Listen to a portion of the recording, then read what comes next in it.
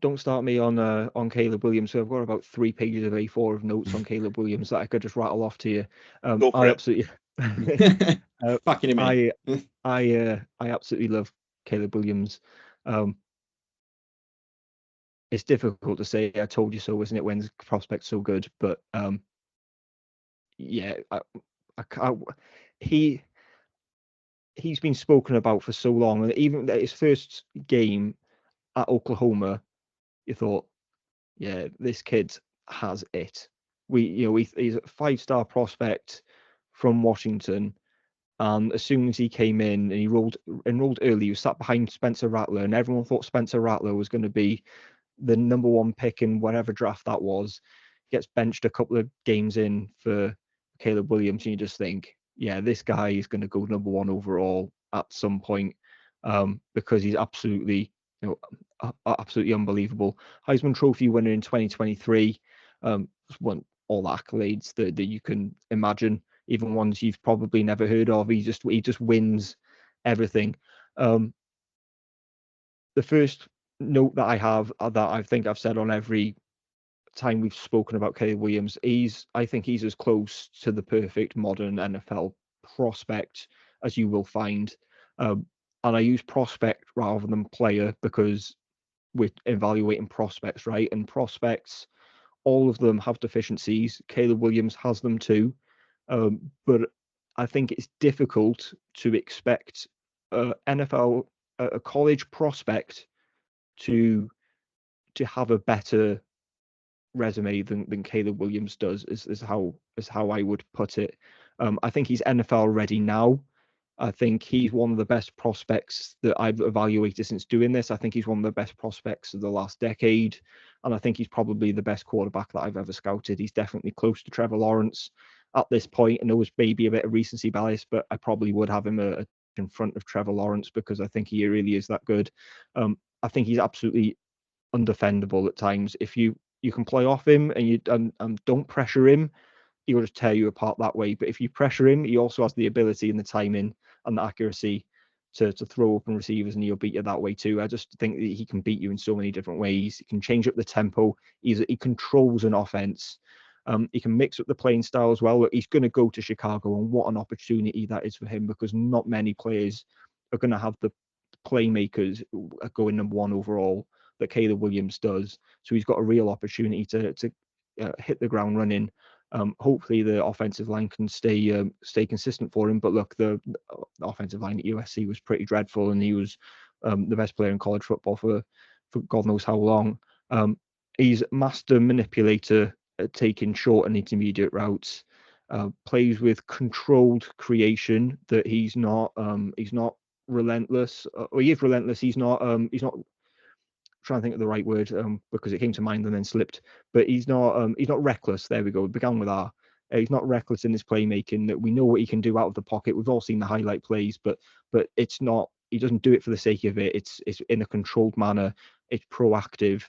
Can do that and create inside and outside of the pocket, but he doesn't have to bail out of the pocket to succeed, which a lot of people with his play style do. I think he can beat you from inside the pocket and from outside the pocket, can go through his progressions quickly, can play with patience. He doesn't necessarily have to force it either. Lethal arm, can throw the ball from any angle, can reach any part of the field, can throw basically any pitch in the book and throw with power, velocity, angles, anything that's needed. An absolute slingshot for an arm, and he can thread the needle as well into any window. Insane completion percentage as well, really, when you consider how accurate he is. But it's just he's not really had much around him at USC, you have to say, and he still has been this good. His legs are his greatest weapon, and I don't mean that just as a runner. I also mean that in the pocket, because his footwork is absolutely fantastic to understand spacing and to set his base. Allows him to throw on time and in rhythm and consistently throw the ball on the same mechanics every time. And his awareness and speed, along with his active footwork, means that he can then go out and escape and roll out and do all that stuff that you've all seen the highlights for, because no one's watching this not knowing who Caleb Williams is. Yeah, there's a lot there. His weaknesses for me are extremely limited. we'll maybe touch on them once Stu's had his go of praising Caleb Williams. But yeah, I could go on for ages because he I think on every play you can find something that he does well. Yeah, he's also number one for me. I think that's fairly obvious since we've got to this point. And if I didn't have it at number one, Owen might have thrown me off the podcast and never let me back. I'll just on be doing again. it on my own. Yeah, absolutely. So Ryan Pole's a bit of a genius, isn't he? Passing up on Bryce Young.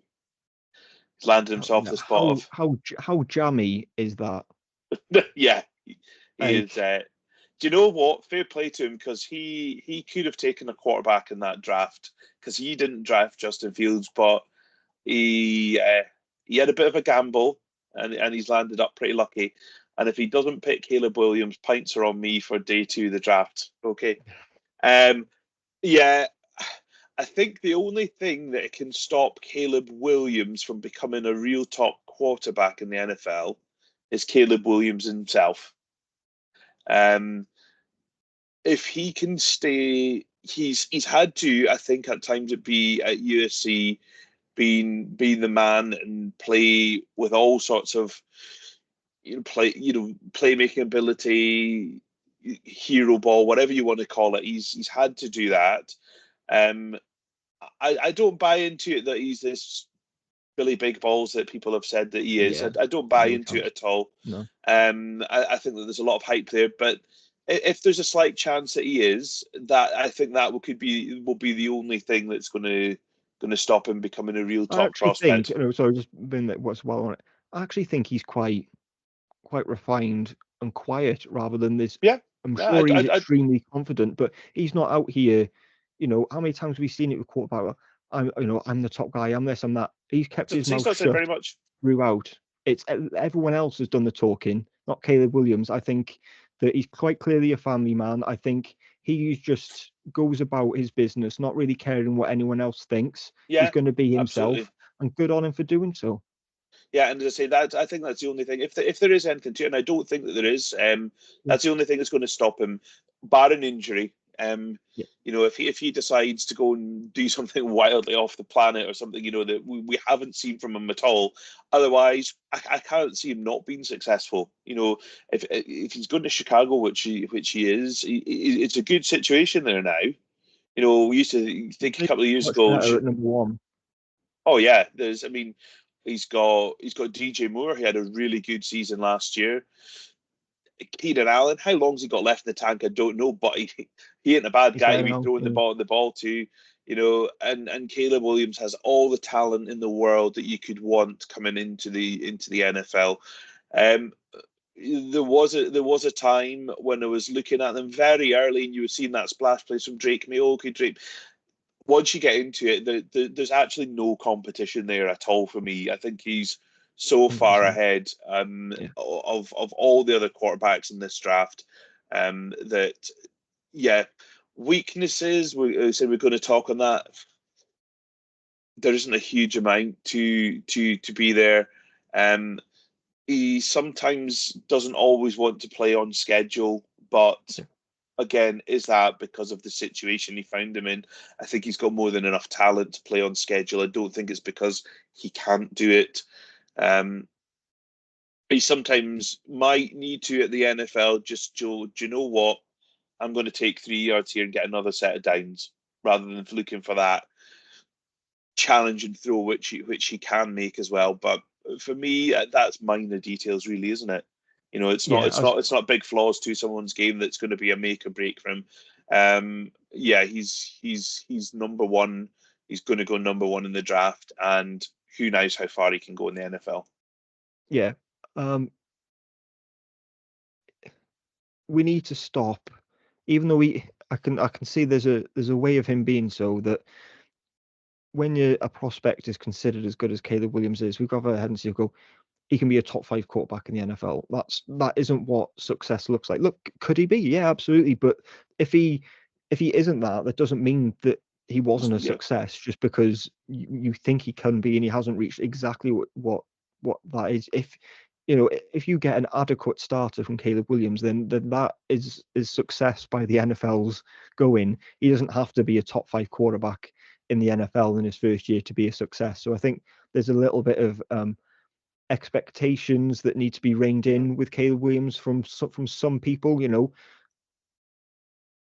Every franchise wants a savior, and Caleb Williams definitely has the potential to be, but let's not throw him to the wolves just yet. He can let him build his career. He doesn't have to be, he doesn't have to be Patrick Mahomes or bust, basically. Chicago just needs him to throw for 4,000 yards. They've never had it. That is a success. Yeah, absolutely. And in a rookie season as well, it's maybe just a little bit of easing your way into it, figuring though I can imagine it's quite overwhelming for a lot of these college kids. Caleb Williams has been to massive programs and seems like he has a good team around him. But yeah, there's just a little expectation calm in there that needs to be done for me. And then say not every prospect is perfect. Not none are, in fact. I think he is one of the prospects who could do better over the middle of the field, especially on flat and short concepts where he has to look over the offensive line, because that offensive line he had at USC was absolutely garbage. The one at Chicago will be better, although I think there's maybe additions that they could make there, and wouldn't be surprised if they did actually end up making additions, even though it's been fairly decent. And I think it maybe suggests that he scrambles more than he needs to, because there was a guy open, but he maybe just didn't see them over the offensive line. He's not short. It's not because of that. I think he just needs to play the middle of the field a little bit better. And for a lot of his career, he's played in front. So you go into Chicago now, you're going to have to play from behind a lot of the times. You're going to have to play a lot of tight games, a lot of games that, when he's won games, they haven't been close. He's always been the best player on the field, which has allowed him to trust himself. But he's going to hit some diversity in the NFL in a rookie season that he hasn't hit at any point in his career so far. It'll be interesting to see how he deals with that. They're not weaknesses. That's just maybe thinking out loud, because every rookie is going to have that moment in their rookie season where it feels like the walls are closing in, and then it's how do you react and how do you bounce back from that, because Caleb Williams is going to be the guy. He's already in Chicago. We're recording about a week before this will go out, but he's in Chicago last night, meeting his receivers and out for dinner with it. So there's absolutely no way that they don't pick him, because he's already meeting the team. But apparently they love him, which is always good to see. There's just whatever you think of Caleb Williams, you can find an excuse around it, right? If you think, he didn't do that right, well, I can find an excuse for it. Whereas with some others in this quarterback class, I don't feel the same need to maybe think, but that didn't happen because of that. Whereas I think Caleb Williams is able to be the guide of an offense, and he can be the focal point, and he just needs everyone else around him to do their jobs and just let him do his thing. But to sum it up, I think Caleb Williams is an unbelievable prospect who has an extremely, extremely bright future. But let's rein in the expectations and then let him figure out his career, and then hopefully he'll realize his potential.